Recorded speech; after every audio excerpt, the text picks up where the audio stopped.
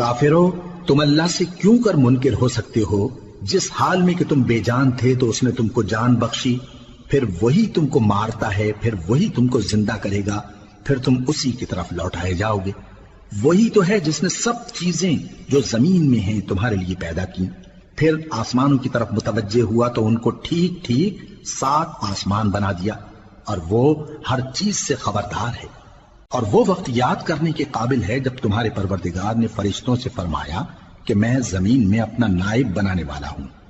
انہوں نے کہا، کیا تو اس میں ایسے شخص کو نائب بنانا چاہتا ہے جو خرابیاں کرے اور کچھ تو خون کرتا پھرے؟ اور ہم تیری تعریف کے ساتھ تسبیح و تقدیس کرتے رہتے ہیں۔ فرمایا، میں وہ باتیں جانتا ہوں جو تم نہیں جانتے۔ اور اس نے آدم کو سب چیزوں کے نام سکھائے، پھر ان کو فرشتوں کے سامنے کیا اور فرمایا کہ اگر سچے ہو تو مجھے ان کے نام بتاؤ۔ انہوں نے کہا، تو پاک ہے، جتنا علم تو نے ہمیں بخشا ہے اس کے سوا ہمیں کچھ معلوم نہیں، بے شک تو دانا ہے، حکمت والا ہے۔ تب اللہ نے آدم کو حکم دیا کہ آدم، تم ان کو ان چیزوں کے نام بتاؤ۔ سو جب انہوں نے ان کو ان کے نام بتائے تو فرشتوں سے فرمایا، کیا میں نے تم سے نہیں کہا تھا کہ میں آسمانوں اور زمین کی سب پوشیدہ باتیں جانتا ہوں، اور جو تم ظاہر کرتے ہو اور جو پوشیدہ کرتے ہو سب مجھ کو معلوم ہے۔ اور جب ہم نے فرشتوں کو حکم دیا کہ آدم کے آگے سجدہ کرو تو وہ سب سجدے میں گر پڑے، مگر شیطان نے انکار کیا اور غرور میں آ کر کافر بن گیا۔ اور ہم نے کہا کہ اے آدم،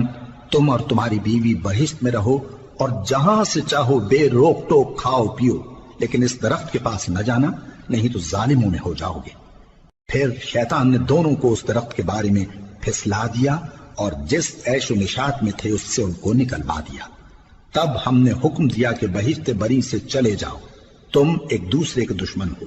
اور تمہارے لیے زمین میں ایک وقت تک ٹھکانہ اور معاش مقرر کر دیا گیا ہے۔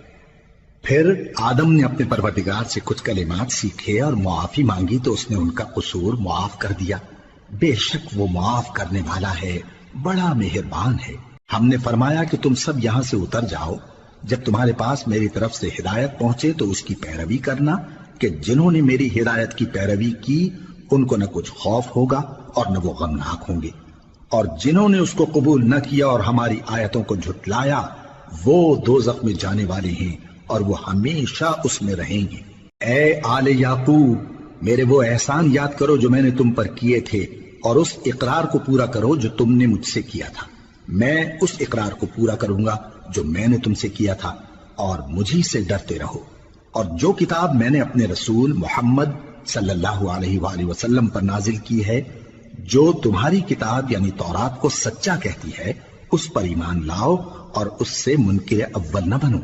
اور میری آیتوں میں تحریف کر کے ان کے بدلے تھوڑی سی قیمت یعنی دنیاوی منفعت نہ حاصل کرو،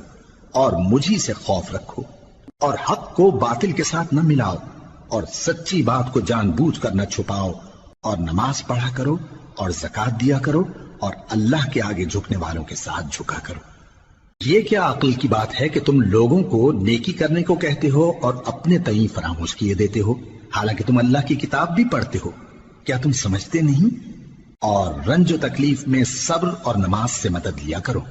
اور بے شک نماز گراں ہے، مگر ان لوگوں پر گراں نہیں جو عجز کرنے والے ہیں، جو یقین کیے ہوئے ہیں کہ وہ اپنے پروردگار سے ملنے والے ہیں اور اس کی طرف لوٹ کر جانے والے ہیں۔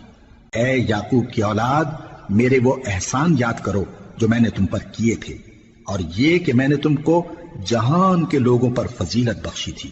اور اس دن سے ڈرو جب کوئی کسی کے کچھ بھی کام نہ آئے، اور نہ کسی کی سفارش منظور کی جائے، اور نہ کسی سے کسی طرح کا بدلہ قبول کیا جائے، اور نہ لوگ کسی اور طرح مدد حاصل کر سکیں۔ اور ہمارے ان احسانات کو یاد کرو جب ہم نے تم کو قوم فرعون سے نجات بخشی۔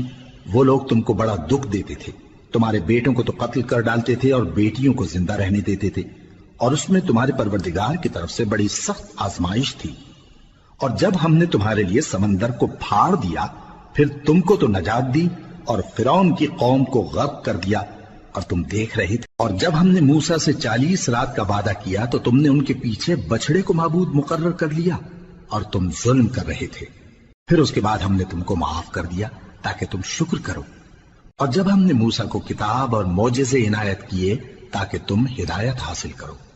اور جب موسیٰ نے اپنی قوم کے لوگوں سے کہا کہ بھائیو، تم نے بچڑے کو معبود ٹھہرانے میں اپنی جانوں پر ظلم کیا ہے، تو اپنے پیدا کرنے والے کے آگے توبہ کرو، پھر اپنوں کو قتل کرو، تمہارے خالق کے نزدیک تمہارے حق میں یہی بہتر ہے، پھر اس نے تمہارا قصور معاف کر دیا، وہ بے شک بڑا معاف کرنے والا ہے، بڑا مہربان ہے۔ اور جب تم نے موسیٰ سے کہا کہ موسیٰ، جب تک ہم اللہ کو سامنے نہ دیکھ لیں گے تم پر ایمان نہیں لائیں گے، تو تم کو بجلی نے آ گھیرا اور تم دیکھ رہے تھے، پھر موت آ جانے کے بعد ہم نے تم کو اثر نو زندہ کر دیا تاکہ احسان مانو،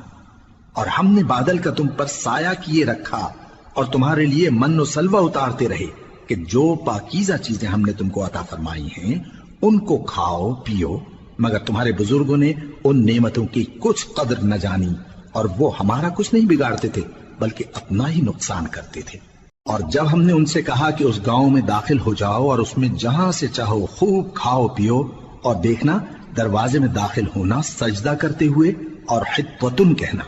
ہم تمہارے گناہ معاف کر دیں گے اور نیکی کرنے والوں کو اور زیادہ دیں گے۔